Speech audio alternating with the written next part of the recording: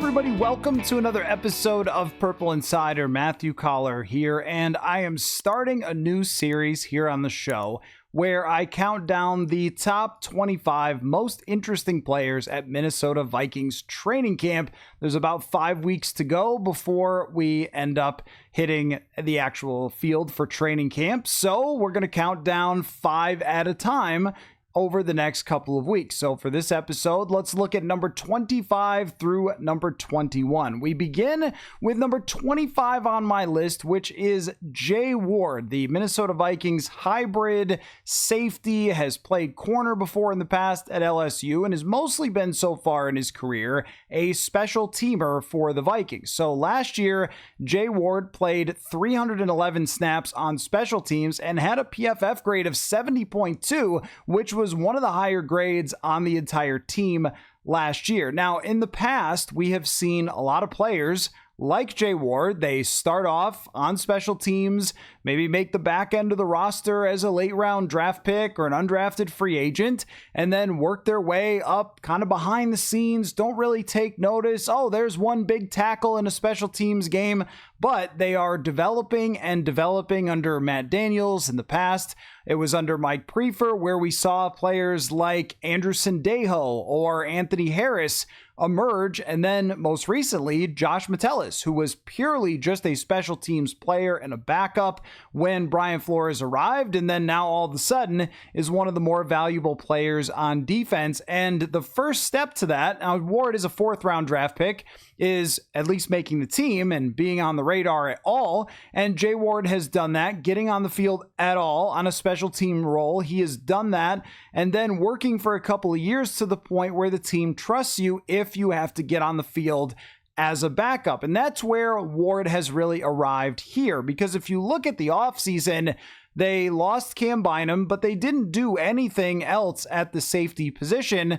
Also, Bobby McCain, who played a little bit for them against Seattle last year, they did not bring him back or any other safety into the mix, which means that the safety room right now is Josh Metellus, Harrison Smith, Theo Jackson, and Jay Ward. That's one play away, one turned ankle away from Jay being on the field for this team. And my question is, and what makes him interesting to me is he in the mix as some sort of part of a competition at the safety position? Could we see Theo Jackson and Jay Ward throughout the summer go back and forth? Now, there's been a lot of praise for Theo Jackson. It's very clear that he is ahead and has shown that he deserves to be in that Cam Bynum type of spot, but Ward is the draft pick and might have some versatility to his game as well. In college, he played corner, he played in the box, he played deep safety, a very Brian Flores type of player.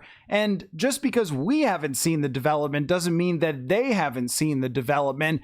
And just watching a little bit at OTAs and minicamp, Ward looked like he was getting a lot of run out there on the field as a guy who's been here a couple years and may be ready to step into a bigger role. So Jay Ward, not saying he's going to win the job necessarily, but since we've seen this type of path so many times from the safety position, he's going to be one that we're going to be watching closely, and whether he does take another step, or even just in general, whether he could be trusted if one of those guys gets banged up. Because even if Harrison Smith were to get banged up for a couple games, this is a team that's going to use multiple safeties out on the field. And would they shuffle around and have Eric Wilson play a versatile role? Or is Jay Ward really truly the next man up in that safety room? So he is number 25 on the list. Number 24 is someone that's gotten a few mentions on this show. That is Zamiah Vaughn. He is an undrafted free agent from Utah, 6'1", little under 200 pounds, and somebody that each day, just to take you out there a little bit to TCO Performance Center, we come in, they give us a roster, and when it's mini camp or training camp, that roster is big, it's full of undrafted free agents, and I didn't even really look closely at Zamiah Vaughn's name on this list until he made me and the rest of us by making plays on a daily basis. It is only 7-on-7. There aren't any pads, and it is a learning phase. But still, when someone goes out in any capacity in practices and starts making plays, that means you need to pay attention to who they are. this cornerback room has Dwight McGlothern as a backup. It's not that deep, though, where we're talking about, well, who's going to make this team at the backup spot. It would seem that there is at least some opening in the cornerback room for somebody else to wiggle their way in there if they have a good enough training camp. So as of right now, Zamiah Vaughn is the first guy who has put his name on the map. And I was looking back through Vaughn's history at Utah, and he's a very experienced player, about 2,300 snaps at a very good program at Utah. And I noticed that he had a lot of pass breakups. Didn't have a ton of interceptions when he was at college, but making plays on the football. And that's what stood out in these 7-on-7s, as it does seem there's a natural instinct and a lanky guy at 6'1" to maybe make some plays. So he will be certainly on the radar as someone competing for a backup cornerback spot when we arrive at training camp. Now, number 23 is a player that, if he emerges, is going to be one of the beloved underdog Minnesota Vikings players from training camp, and a good chance at Mr. Mankato because he has a vibe to him, and that is Silas Bolden. He played at Oregon State and was a pretty good wide receiver at Oregon State. He made 54 catches in 2023 for 741 yards and 5 touchdowns. Really showed that he could be an actual wide receiver, but when he went to Texas, that team is pretty stacked at wide receiver. They had a couple guys drafted, including in the first round. So they were obviously very good at that position, but Bolden still worked into a role, and where he stood out was in the college football playoff against Arizona State with a a punt return for touchdown. The Minnesota Vikings at this moment do not really have a punt returner. They're throwing Jalen Naylor back there. They're talking about Rondale Moore, but he hasn't really done it in quite a long time, and he's coming off an injury. They've got some other undrafted free agents that are back there trying to catch punts. Got Isaiah Rodgers, who is scheduled to be their number 2 cornerback on the depth chart. Do you really want Isaiah Rodgers kicking punt returning when he's going to play such a valuable role on defense? That's where Silas Bolden could potentially come into this. And one thing I noticed is that he can catch the punts. Now, this is in practice and there's nobody coming at him, but he does have enough experience doing this where at least you have to start with that part, being able to catch the punts, being able to make plays after that, having a quickness element to him. And I think he's got some hands and some route running ability, some chops as a wide receiver, to the point where he could make things interesting in the back end of that depth chart if he can prove that he can punt return. And again, you have to be out there really in preseason games showing you can do it, not just standing out there on the practice field with nobody bearing down on you. But because he is undersized, because he's a small guy, underdog type of story, if he is able to make this team, it will be a very, very cool thing at training camp to watch. But the first step is just proving that he deserves to be that punt return guy. And if he does that, then he has a shot at making the back end of that depth chart. So Silas Bolden of Oregon State and Texas is number 23 on the list. Number 22 is Bo Richter. I have been banging the Bo drum now for, a year and a half, maybe more than that. Going back to training camp last year, Bo Richter was one of those guys that they bring in as a UDFA.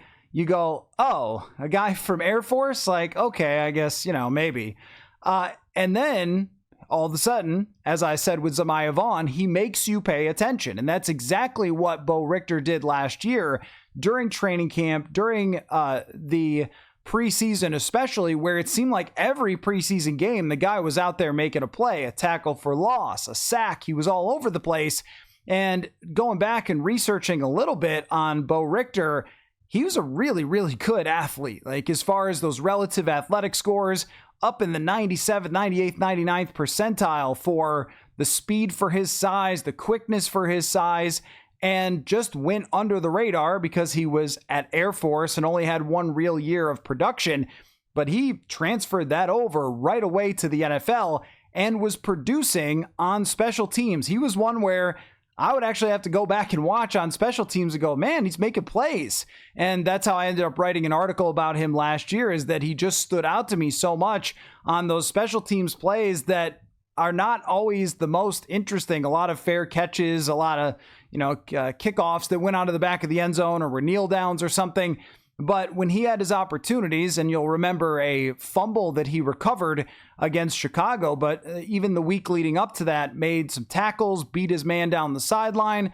Like, he's got some physical talent that might result in him getting more opportunity. And when you look at the way the Vikings handled free agency this year, this is what should really stand out about Bo Richter, is they did not bring in anybody else to be behind their starters. They didn't really replace a Jihad Ward type of role. I mean, when you look at last year, they had Jihad Ward and Patrick Jones, where they're two guys that rotated in around, and of course, Dallas Turner around Van Ginkel and Grenard. And what Jihad Ward's role was often was to be the blitzer up the middle. Well, they didn't go out and get another Jihad Ward in free agency. They really are leaving it to Bo Richter and a couple of other guys who may end up on this list. But Richter, I think, has a very legitimate chance to not just be back on special teams, but actually carve out a real role for this team. So he is number 22 on the list. And number 21 is Gavin Bartholomew. But I thought about making this a 3-man list or even a 4-man list for all competitors for tight end number 3. You're all equally interesting and wonderful. And we'll be watching on a daily basis who is going to get that tight end 3 role. Of course, Gavin Bartholomew is the favorite for this because he was the one that was drafted out of Pitt. But Ben Urasek, Bryson Nesbitt, these guys also belong in that discussion as well. Anybody who also arrives will be talked about in that tight end 3 role. But Bartholomew, really good hands, really good athleticism, flashed that at Pitt on an offense that was not so exceptional, and big enough size to be a blocker. But this is the Johnny Munt role. And look, I know that I've kind of laughed a little bit about, like, hey, we are deep on the depth chart if we're talking about tight end number 3. But if somebody gets hurt, you are always one play away, because this offense is going to use 12 personnel with those 2 tight ends. And it's really evident by the extension that they gave Josh Oliver that they want that to be a major part of the now and of the future, that they are going to be using 3 tight ends or 2 tight ends. And you got to have another guy who's the backup that can fill in. Who is it going to be?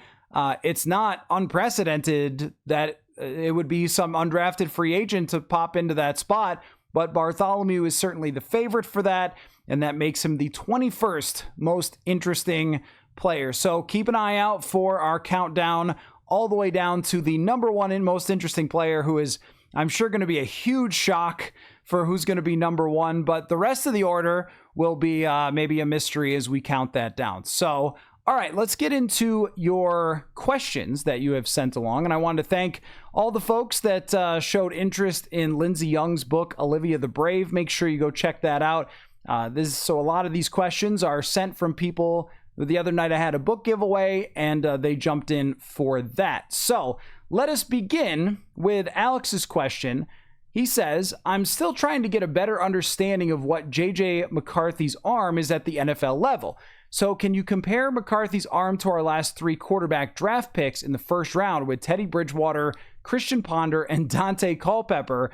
Where is he in terms of pure arm talent versus those quarterbacks of the past? So yeah, this conversation about J.J. McCarthy's arm has been interesting to go through, what people thought that he was supposed to be coming out. And I think the main criticism of McCarthy's arm from a lot of the draft analysts was that when he would throw the ball, it looked like he was using every ounce of his soul to put it behind to get that level of velocity, which is also why it can be a little bit dubious to look at the combine and say, well, this guy threw X miles per hour at the combine, where how many throws do you get where you're standing 15 feet away from something and whipping it as hard as you possibly can? Like, that usually is not how actual football throws work.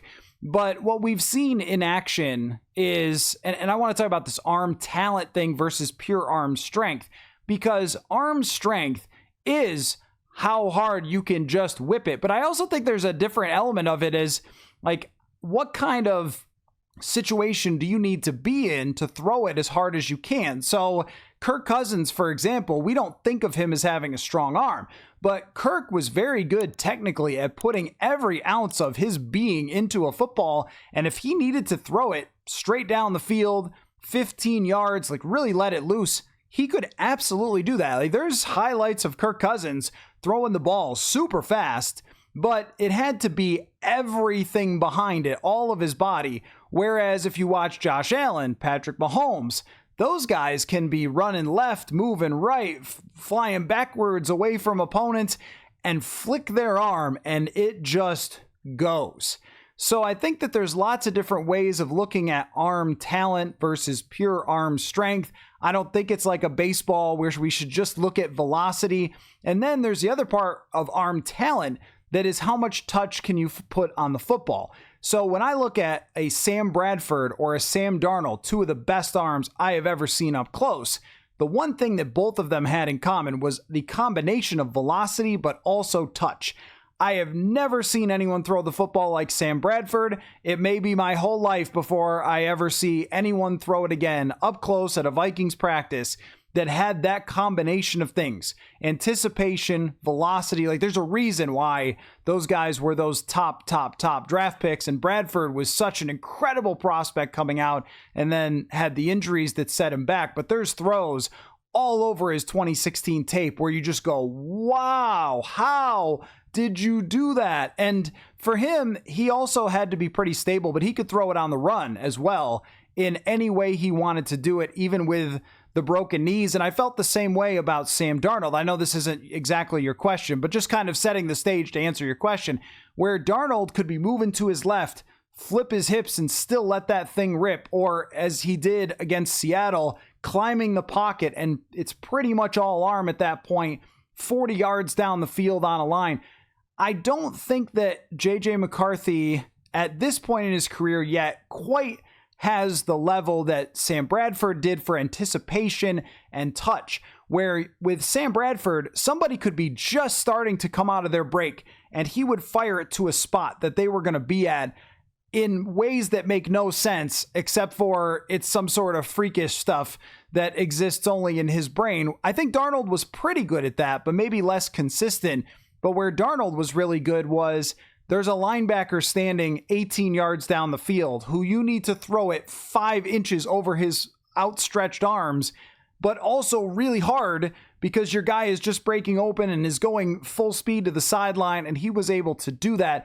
I think that what J.J. McCarthy can do with his specific arm talent is if there are tight windows, if he sees something in a flash and just has to let it rip, he is going to be able to fit that football into tight windows, especially in the middle of the field, where it is rockets right by the ear holes of linebackers, right in between zones and stuff like that.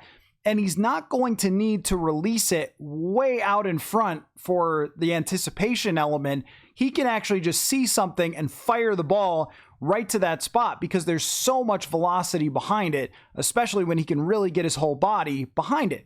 I've seen him on college tape roll to his right and exceptionally throw on the run. So he seems to understand, like a baseball player, how to flip his hips. And we've seen him do this in practice as well. Where he's really starting to get the handle of it, but is not there yet, is that touch element. Is that, can you whiz it just over the defense, but drop it in, kind of like a golfer having to make a flop shot or something. It's not quite like that, but where you're trying to get over a hill and drop it in and stick it on the green or whatever. I mean, that kind of shot, you can't hit a line drive there or it's going to fly off the back of the green, but you also can't throw it a million miles up in the air because it won't make it there. Like, he's still figuring out trajectories of throws and getting the footwork right to hit those exactly how he needs to hit it. So pure arm talent, he throws the ball very, very hard, but it's not quite as refined as some of those other guys that we're talking about. Now, I didn't cover Christian Ponder. I haven't watched a lot of Christian Ponder games in the past because obvious reasons they did not go that well, but I've watched a few, and I watched a few from 2012, including the game that he won against Green Bay. And what I think about Christian Ponder was confidence played a really big role. He just did not seem to be really confident in his arm. So I think he could throw the ball hard, but it never really came out looking like that because he just seemed to be very timid, maybe afraid to try to fit balls into a tight window, and ended up throwing the ball underneath over and over and over again, which was fine for 2012, but really wasn't particularly great for the rest of the time he was there. So I never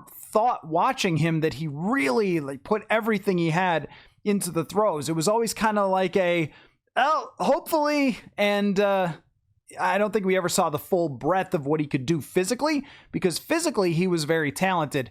So that plays into arm talent too, is how cocky are you about your arm? Are you willing to let something rip? And that's where, Darnold had a lot of success, where Bradford had a lot of success as well. And some of the best quarterbacks in the league do all the time is, hey, I can make this throw because I am confident enough to do it. I think McCarthy has the confidence that Christian Ponder was lacking. Now, as far as Teddy Bridgewater goes, he was a pure anticipation thrower because he did not have great velocity on his football. So when I compare Teddy Bridgewater's arm, I think of a Phillip Rivers, for example, or a Drew Brees. And was he as accurate as those guys? No, but also we only saw those guys, in their primes, or we think about them in their primes. Teddy Bridgewater was just starting to get there when he got injured, and then never the same after that. So maybe he would have gotten there and looked like he was on the way. But what I mean by a pure anticipation thrower is if someone is coming out of a break, you're really just delivering the football to a spot with timing way out in front of them so they can run to it. So I think about a throw that he made in 2015 against Arizona.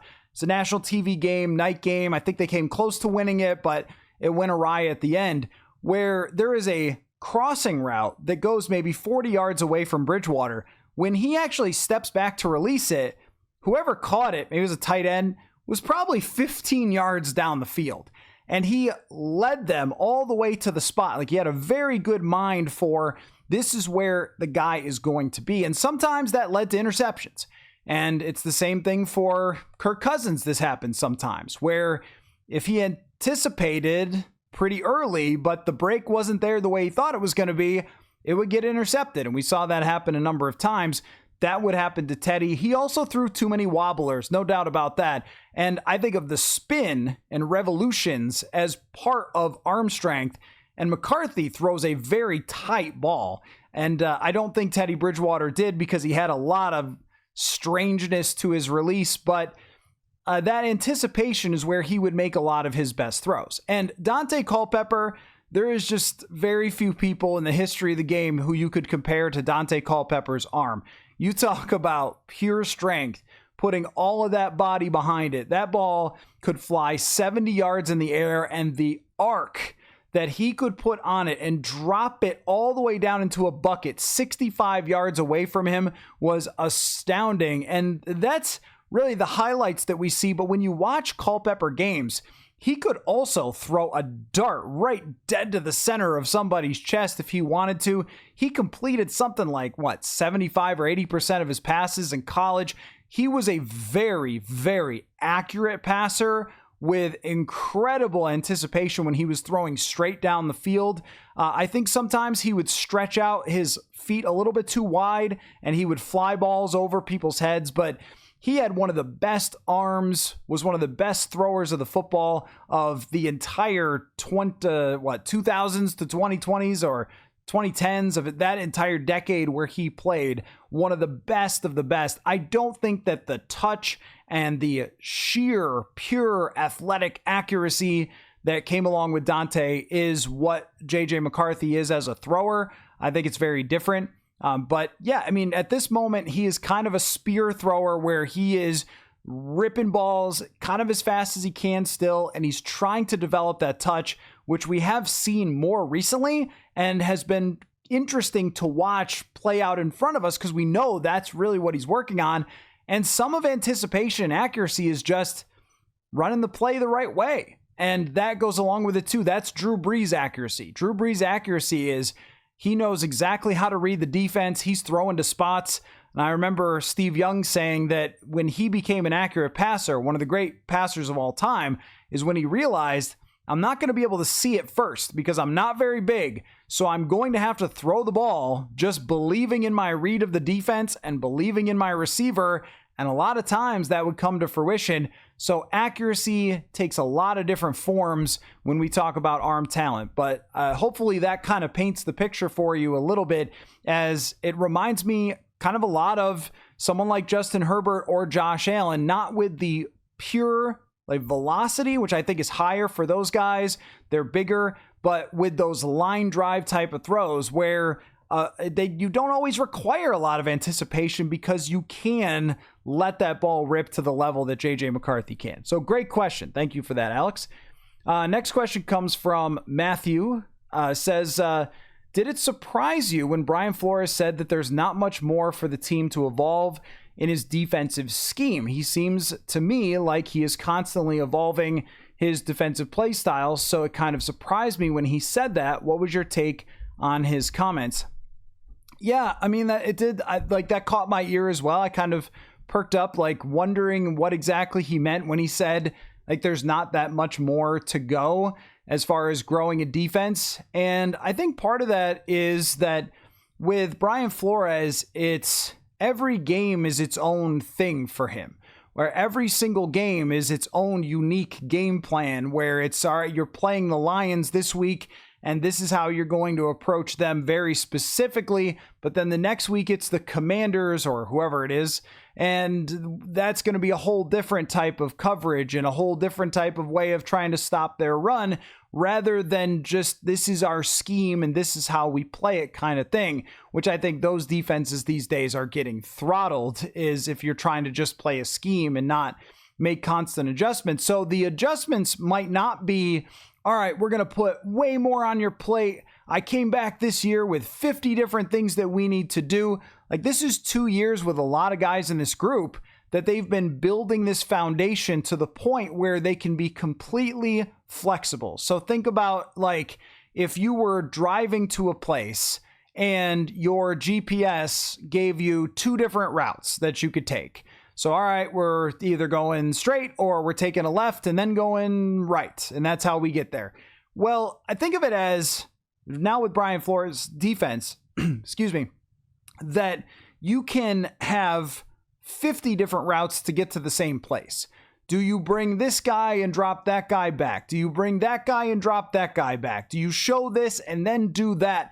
He's taught them the foundation of all those things flexibly. So now they know all the roads. Like, think about your hometown and where you grew up. You know a bunch of different routes to get to the same place, right? You can get on the highway. You can take the back roads. You can go the dirt road by old Farmer Brown's barn or something, right?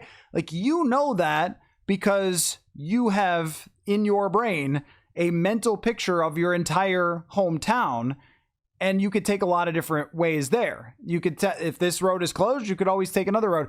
And I think that's how it is, where it's not adding new roads. It's that there's just many different ways to get there. I hope that makes sense. That's how I interpreted it, is that he didn't go into the offense or into the off season and try to build a whole new defense. The foundation is there and it's set, but it's the number of options that they're able to build off of all those different things that he is now like really refining for each individual game plan. That's how I took it. I think also that you can only be so complicated, right? I mean, once you start to put too much on guys' plates, you might be fooling yourself. So it's not like you're reinventing the wheel. It's zones, it's blitzes, it's fire zones.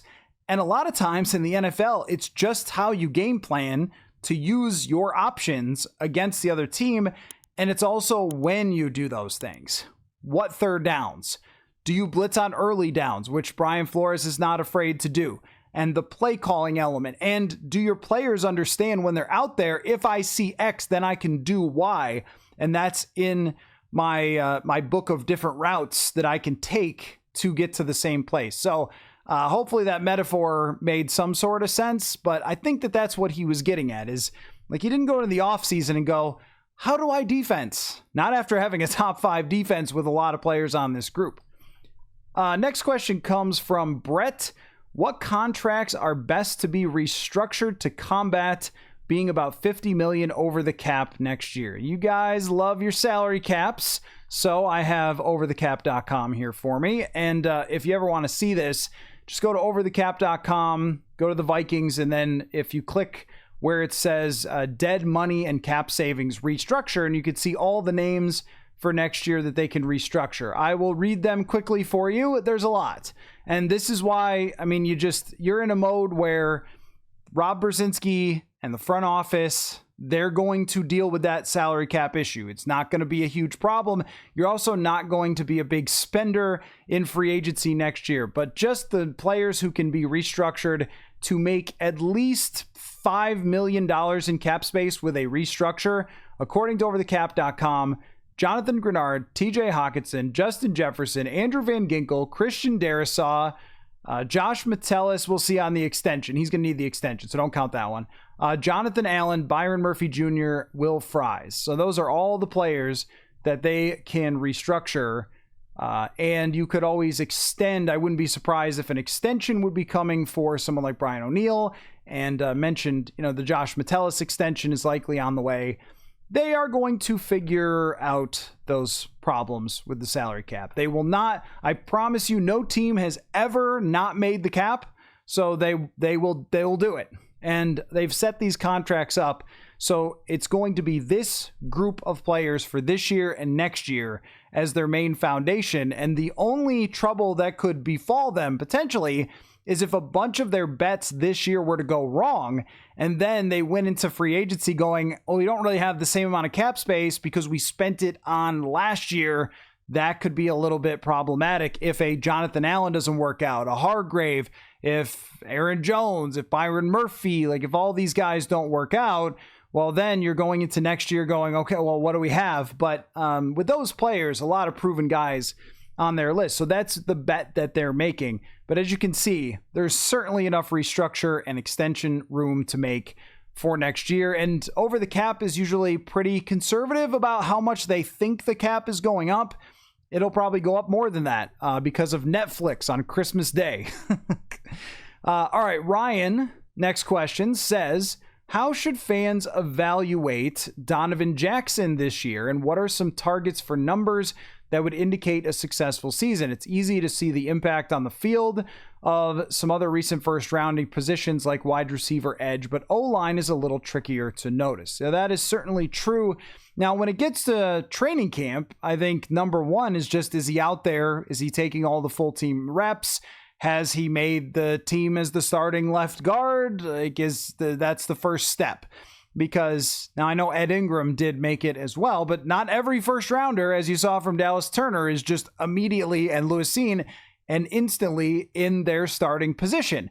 So that's the first step for Donovan Jackson. And if he makes the team, we're always going to focus on the PFF grades and the pressure numbers because that's what we have to work with. Now, every time I talk about them, even though I wrote an entire book about Pro Football Focus, which you can get. It's called Football is a Numbers Game. It's not just about the grades. It's about how they are used by a lot of different people, including Kwesi Adofo-Mensah, but also where they came from, how it's done, all that stuff. But what people will always say to me, well, those grades aren't perfect.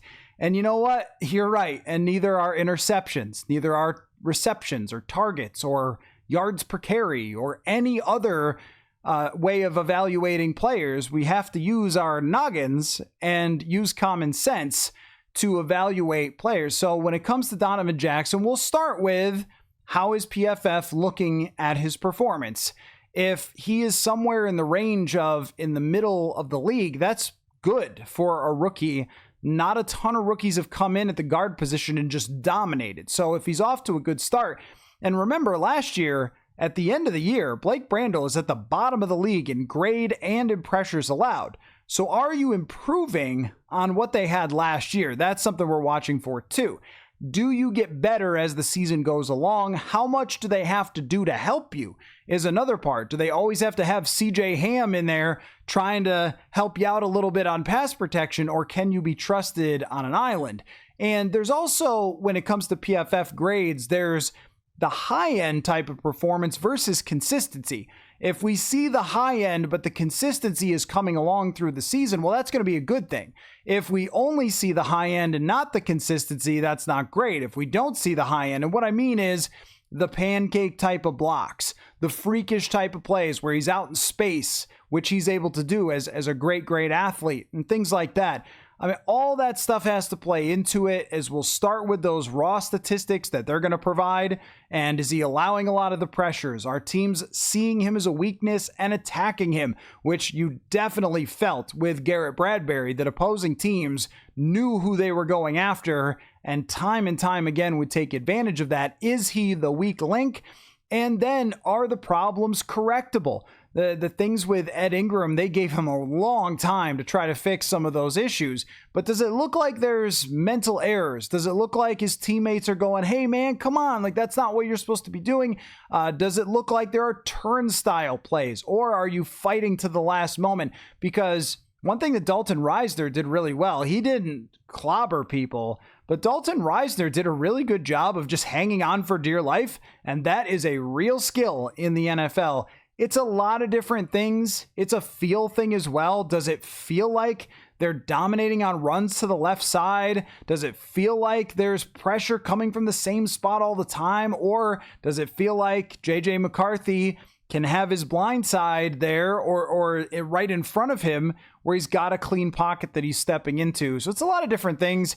And it's always really hard with a rookie of how much leeway to have on mistakes, but also trying to see where these things could be fixed. I think one of the things to really focus on with Donovan Jackson, as far as a growth perspective, is the intelligence. And last year you saw from Jackson switch positions and then get better and better and better. That was a good sign for him that I think will carry over. But yeah, it's always a tough evaluation because guys have hard games. You play tough players. They will face Dexter Lawrence again this year. They will face Jalen Carter this year. There's going to be, and we always have to evaluate with that too. Who did you play against? That matters as well. I mean, because a rookie against Jalen Carter is going to be a very tough night and probably not a very good PFF grade. But if you're getting those bad grades against random guys that don't have great histories, well, that's not good. So it's a lot of different things, but mainly it's going to be a feel. Does it feel like that side of the line has been solidified or not? And then you can forgive some of the rookie mistakes that happen. But it's always tough with rookies. You know, even we went through this with Turner last year, where he's out there making plays. By the second half of the season, he's making growth, but he's not dominating. So where do we kind of put that? Was that successful for his first year because he took steps forward and showed flashes? Or was it a big disappointment because he wasn't the star that was promised right away? Guys take time in the NFL to learn. So we will be keeping a close eye on Donovan Jackson. You can bet that he's going to be somewhere on that list of the 25 most interesting Vikings at training camp. Okay, next question comes from Roy. Says, how do you spend so much time thinking about and covering the Vikings and not get yourself emotionally invested in the team to the point where you consider yourself a fan? So this comes up all the time on the show because I think there's some fascination about this of, you're right, this is my job to cover the Minnesota Vikings 24/7. And the way that I would like to put it is that I really love my job. I really love talking about this. I really love writing about this, finding players' stories, studying the front office, looking into who should be restructured. The next question is about the punting competition. Well, let's go. Let's get into the punting competition. But to me, it's what gets me excited about this job is the study of all of this, the analysis of all of this, the breakdown, the getting to know players on a personal level, like Bo Richter, when I sat down with him to write the article and he told me his whole story of becoming an NFL player and how he's here now as part of the active roster. Like, I like that. I get excited about that.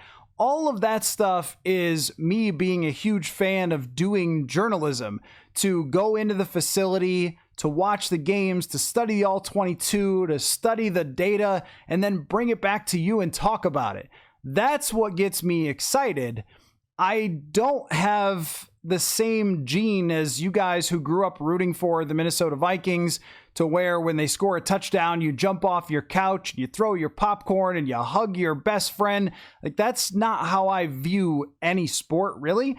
It's not that I went to college and they beat it out of me or something. It's always been the analysis of the game and the writing about the game that is what I do and gets me excited, not whether the team wins or loses. And the true sign of objectivity, which I think is incredibly important, is that I've been doing this through thick and thin. Have I ever done it differently? When it was the 7-9 season with Zimmer in 2020, when the wheels just completely came off, I was still here, same energy to break it down as when they win in Buffalo and I'm there watching one of the craziest games I've ever seen. That's the energy you need to have to do this. Not, oh, great, they won, so now I'm excited, but oh no, they lost, now I'm not excited about it. Like, breaking it down and bringing it to you for the conversation. I also view myself as having a role as feedback for your own thoughts and feelings. It's like, well, if I was rooting for the team, then my feedback to you would be the same as you already thought, because you were rooting for them to win. But for me, I'm giving you an objective viewpoint of it, so you can say, oh, I overreacted to that, or no, actually, you should be very upset about that, or thrilled about that, or whatever it is. Like, if you're excited about JJ McCarthy, if I was just a fan and I went out to practice every day and just came back and told you, oh yeah, he looks amazing, guys, go, let's go. Like, what would that do for you? Not a whole lot. Like, I'm just telling you what you want to hear as a fan, but instead, I'm telling you objectively what it looks like, which is pretty good, by the way, but I would also tell you if it looks really bad. And so I think that's where I live in this world. That's what makes me different, and I think is the reason to listen to the show, is getting an objective perspective on the team. And also, I think that it would be very unfair to the players if I was in their locker room and I was talking to them and covering them, and if I got mad at them for losing. I don't get mad at them for losing. They need somebody to come in the locker room and ask them professional questions and get professional, answers and treatment for them, not come in ticked off at them and yell at them about losing. How dare you make that mistake, or something like that. I know people want that from us for press conferences, but that would be a circus. So I think it's only fair to them that I cover them objectively if the Vikings are going to let me in the building. So I hope that helps. And the main thing I think it comes from is just that I never rooted for a team growing up. The team that was in my hometown was really, really bad, the Buffalo Bills, when I was growing up. So I just played Madden, I built teams, I read Sports Illustrated and that sort of thing. So I've always been like this about football, and not in the realm of wishing I could stand up and cheer in the press box. So I hope that helps. I know that people always are kind of interested in that. Like, they really want me to secretly root for the team, but you actually don't. You actually don't. This show and the coverage is so much better if I don't than if I did. Okay, couple more. I wasn't joking. The next question is actually about the punting competition. This comes from Raymond. Raymond says, I would like to know, do you think we are getting a punting competition? Ryan Wright seems to have declined every year since his rookie year. However, with both kicker and long snapper getting hurt last season, could give Wright the leg up over Oscar Chapman. Did Andrew DePaula? Oh, he did. You're right. Andrew DePaula did, because that was Jake McQuaid. Good call. Good call, Raymond. Could give Wright the leg up. Leg up? Did you go leg up on purpose over Oscar Chapman, as Wright did a decent job of holding and brought stability to the position? So I don't think that there is a real punting competition, and here is why. Because number one, you said it. The holding is the most important thing here. Can you deal with a punt that trickles out of bounds in the back of the end zone and is a touchback? Yes, you can. Can you deal with someone not being able to hold for field goals? No, you cannot. That is something that we saw in the past a couple times, and it was a disaster. It's a mess. You're thinking you got 3 points, you got an extra point, and then all of a sudden the guy's fumbling around with the football, the kicker's frustrated, the long snapper doesn't trust him. Ryan Wright's very good at holding that ball, and yeah, that seems like well, wait a minute, but if he's not the best punter, no, this to me is much more important. The other thing is that Oscar Chapman has the international exception. So he's been wearing number 91 because he's the 91st player on a 90-man roster because he is from Australia and has the international exception. So if Ryan Wright and Oscar Chapman both make the team, Oscar Chapman doesn't count as part of the roster, which means they could keep him around anyway. And Ryan Wright being the more experienced, having worked with Andrew DePaula so much, he's going to be the punter, but Chapman may eventually take over for him. If there are problems in the middle of the season, they might make the switch.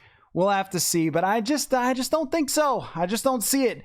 And if Ryan Wright really struggled, I think they would just go out and get another experienced punter from somebody else's roster. So as much as we have dreamed of it, we've hoped for it, we have prayed to the football gods, give us this punting competition, just hasn't happened. Doesn't look like it's going to. All right, one more question. This is from Callan. Says, wondering if you've had a chance to ask Brian Flores what his plans for Dallas Turner are. Will he see the field more? Well, I can say that, he's not going to tell us his exact plans for Dallas Turner, but we could kind of see it already percolating in minicamp, where Turner was lining up at different spots, and the real tell to me was that he was on the field during 7-on-7s. Now, if you think about what does 7-on-7 mean, it means no defensive line. Those 4 guys on the D-line are not out there, but that's linebackers, and that's corners, and that's safeties. Now, if Dallas Turner is taking reps with the linebackers, what does that tell us? That is something he's going to be asked to do this year. That doesn't mean he is becoming a linebacker, but I think it's part of his tool bag that they're going to use with Turner. I've also seen him line up on the left side, seen him line up on the right side. I really think that they want him to be like Andrew Van Ginkel. And think about how valuable Andrew Van Ginkel is, where he can play multiple positions, rush from multiple spots. He can be a pure edge rusher on a third down, but he can also be a blitzer. He can also be a stunt guy where it's, running a game where you have a defensive end rushing outside and he circles back inside, but then he can also intercept the ball and run it for a touchdown. I mean, I think that's what they view Turner as, is not just stick him on the edge and let him rush time and time and time again. And I've mentioned that he's flexible, he's fluid, he can catch the football. He has a unique skill set that goes beyond just as an edge rusher, and I think that's how they're going to use him. But of course, Brian Flores isn't going to come out and announce how they're going to use him, because even though this group of coaches and players is very, very good to work with, we don't expect them to tell us entire strategies. So I am super interested to see how the Dallas Turner thing plays out. As far as the entire season, that's going to be one that is very close to the top of my list. All right, got some more questions for the next episode, and we'll be continuing to count down those most interesting players headed into training camp when it comes around a few weeks from now. I think this is a great time of year to have some fun. I got a lot of plans for the content, so look, keep listening. We're going to have a really good time. And this is leading up to one of the most interesting and exciting training camps, probably the most interesting that I have covered since I got here in 2016, and probably the most exciting for a lot of you guys in a really, really long time. So hang with us and make sure you go check out that newsletter. It never stops over at purpleinsider.football. I have an article over there about JJ McCarthy and throwing the football with quotes from McCarthy, Kevin O'Connell, Wes Phillips.